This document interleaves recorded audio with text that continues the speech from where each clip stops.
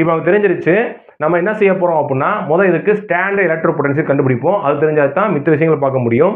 So என்னதுங்க, E naught cell is equal to என்னது, electro potential of என்னது, oxidation electro potential of என்ன தங்கம், anode plus reduction potential of என்னது, cathode. அதான் எழுத போகிறோம். சரியா, ரைட்.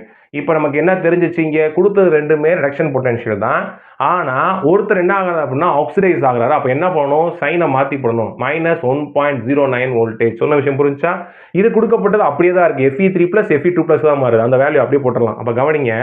ஸோ ஆக்சிடேஷன் என்ன வருது நமக்கு, -1.09. ரிடக்ஷன் என்ன வருது நமக்கு, 0.771 வருது. இப்போ என்ன பண்ணுது, சப்ராக்ட் பண்ணணும். கவனித்தாங்களா, 1.090 0.771 போடுங்க. என்ன வரும் கவனிங்க, இங்கே 8 வரும், இங்கே 10 ஆகும். அப்போ என்ன வரும் நமக்கு 9, இங்கே 1, அதே மாதிரி இங்கே வந்து சேர்ந்தாங்க நமக்கு 10 ஆகும். அப்போ 3 வரும். அப்போ 0. என்ன கொடுத்தாங்க, 0.319 வோல்டேஜ். என்ன கண்டிப்பாக பண்ணணும், நெகட்டிவ் சைன்.